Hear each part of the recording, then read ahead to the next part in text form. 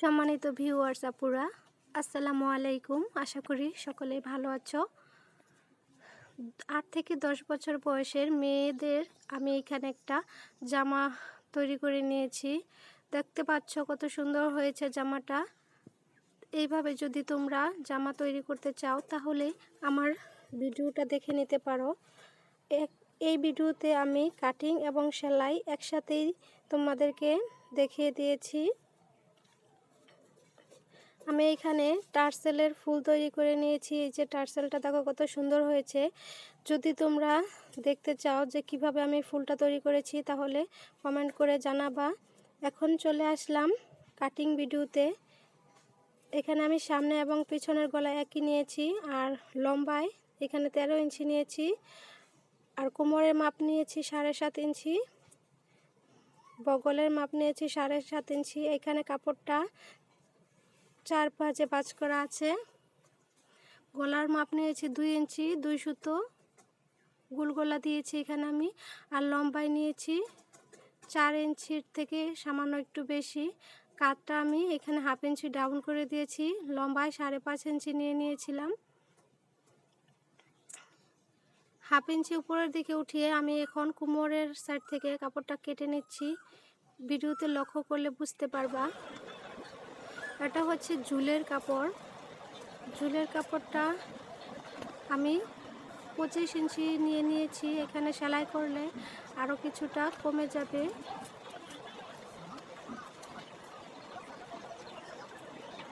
এখানে যার যার প্রয়োজন মতো লম্বার মাপটা নিয়ে কেটে নিতে পারে। আর এইখানে আমি ঘটি হাতার জন্য কাপড় কেটে নিয়েছি।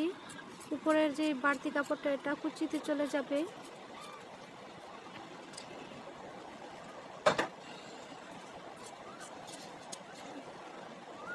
এই তো কেটে নেওয়া শেষ। এখন যে কাপড়টা কেটে নিচ্ছি 3 ইঞ্চি করে কেটে নেব। এটা হচ্ছে গলার যে কুচিটা তৈরি করেছিলাম সেই কুচির জন্য।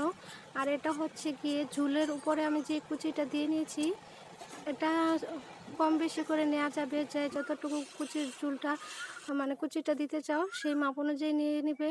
এখন আমি প্রথমে পিছনের পাটের হুকের জন্য যে ঘরটা তৈরি করেছি সেই ঘরের সেলাইটা দিয়ে নিচ্ছি। আর এখানে তোমরা হুক চাইলে ব্যবহার করতে পারো, না করলে নাই। আমি এখানে হুক দিয়ে নিয়েছি। এখানে আমি বডির কাপড়টা হচ্ছে বাঁ পাশে এবং পট্টির যে কাপড়টা সেটা উল্টা পাশে রেখে তারপর সেলাই করে এটাকে ঘুরিয়ে উল্টা দিকে নিয়ে নিচ্ছি। তারপর নখ দিয়ে একটু চেপে চেপে এটা ফিনিশিং করে নিতে হবে এবং সাইড থেকে মুড়িয়ে সেলাই করে দিতে হবে।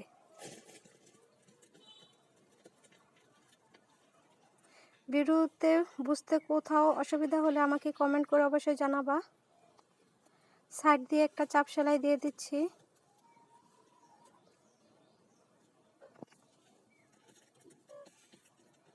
পট্টির কাপড়ের উপরে আমি সেলাইটা দিয়ে নিচ্ছি।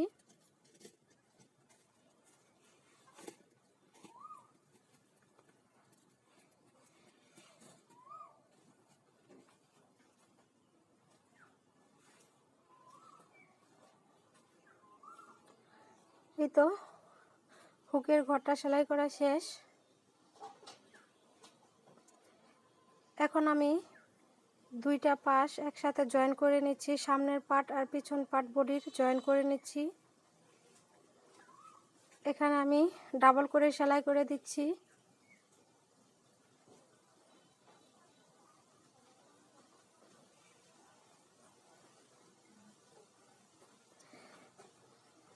ভিডিওটা একটু টেনে টেনে দিয়েছি। বেশি বড় ভিডিও হলে তোমরা দেখতে চাও না, সেজন্য ভিডিওটার স্পিড একটু বাড়িয়ে দিয়েছি আমি, যাতে তাড়াতাড়ি করে হয়ে যায়। আর এখন আমি এই যে গলার যে কাপড়টা কুচির জন্য কেটেছিলাম 3 ইঞ্চি করে চওড়া করে, সেই কাপড়টা আমি কুচি দিয়ে নিয়েছি। কুচি অবশ্য তোমরা সবাই দিতে পারো, সেজন্য আমি কুচিটা আর দেখালাম না। এখন এটা জামার যে বডির কাপড়টা সেটা উল্টা পাশে রেখে আমি এইখানে সেলাইটা দিয়ে নিচ্ছি। সেলাই করার পরে কুচিটাকে যখন আমি উল্টে তারপরে চাপ সেলাই দেব তখন এটা বাঁ পাশে চলে যাবে।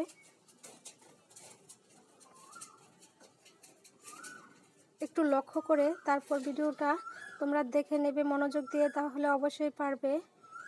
2 কালার কাপড় দিয়ে এইভাবে জামা তৈরি করলে যে কেউ পছন্দ করবে। আমি যার জন্য জামাটা তৈরি করেছি সে অনেক খুশি হয়েছে জামাটা দেখে।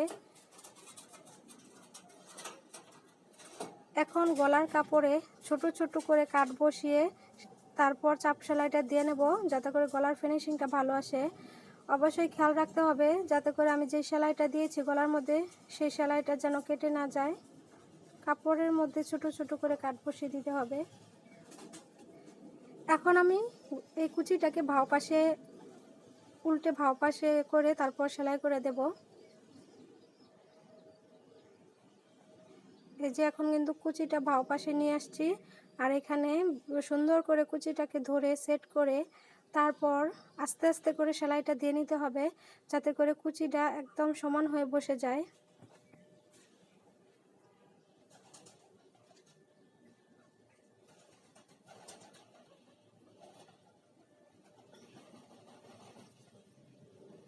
ভিডিওটা যদি আমি টেনে না দেই তাহলে অনেক বেশি বড় হয়ে যায়। যে দেখো সামনে পিছনে 2 সাইডে আমি গলার মধ্যে কুচিটা দিয়ে নিয়েছি। এখন হচ্ছে আমি এটা সামনের পাটের বডির আর ঝুলের মাঝখানে যে কুচিটা দিয়েছি সেই কুচির জন্য কাপড়টা সেলাই করে নিচ্ছি। এখানে সবচেয়ে বড় যে সেলাইটা আছে মেশিনের সেই সেলাইটা আমি করে তারপর একটা সুতা এইভাবে ধরে টেনে কুচিটাকে এইভাবে ছোট ছোট আকারে দিয়ে নেব।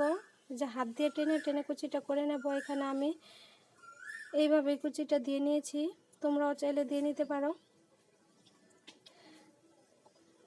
কোমরের মাপ অনুযায়ী এখানে কুচিটা দিয়ে তারপর ঝুলের কাপড়টাকে সামনের পাটে আর কুচির কাপড়টাকে সামনের পাটে ধরেই এইভাবে সেলাই করে দিতে হবে একসাথে লাগিয়ে।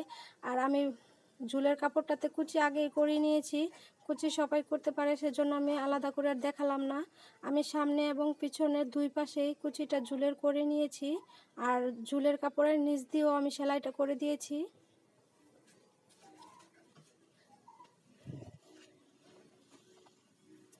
এখন শুধু 2টা কুচির পাট আমি এই যে এইভাবে ধরে ধরে সুন্দর করে বসিয়ে সেলাই করে দিচ্ছি, যাতে করে সেলাইটা ফিনিশিংটা সুন্দর হয় আর দেখতে ভালো দেখা যায়।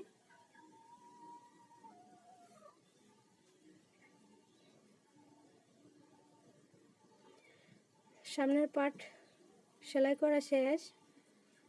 এখন উপরের বডির পাটের সাথে এটা লাগিয়ে নিতে হবে।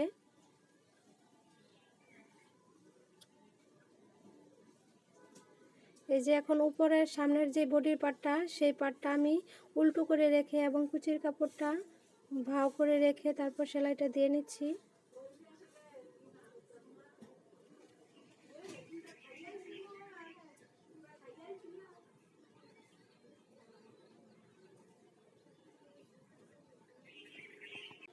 এইভাবে করে আমি সামনে এবং পিছনের পাটে 2টাতেই সেলাই করে নেব। আর এখানে আমি কুচির উপরে একটা চাপ সেলাই দিয়ে নিয়েছি। এখানে চাইলে চাপ সেলাই দিতেও পারো, না দিলেও পারো।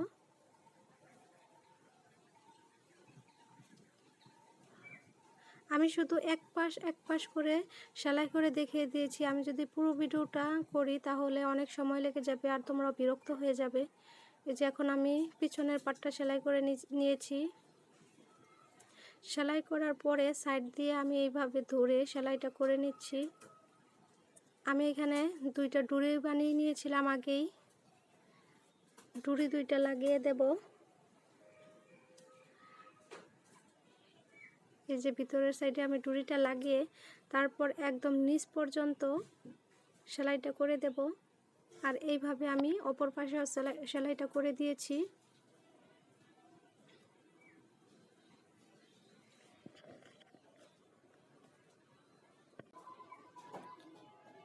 নিচের সাইড দিয়ে আমি মুড়িয়ে আগেই সেলাইটা করে দিয়েছিলাম।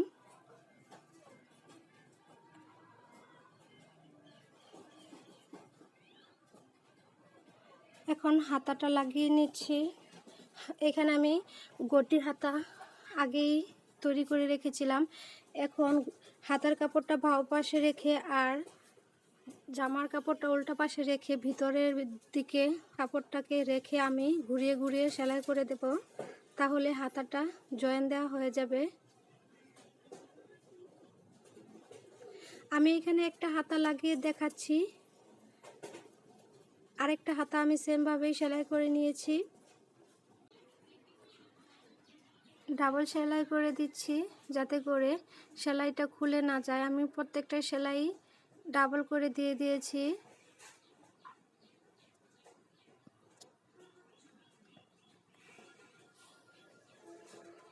এই যে সেলাইটা করা শেষ।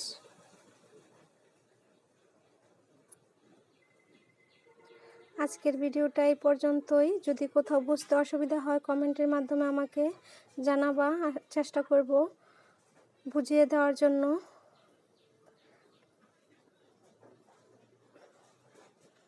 আল্লাহ হাফেজ, সবাই ভালো থেকো, সুস্থ থেকো।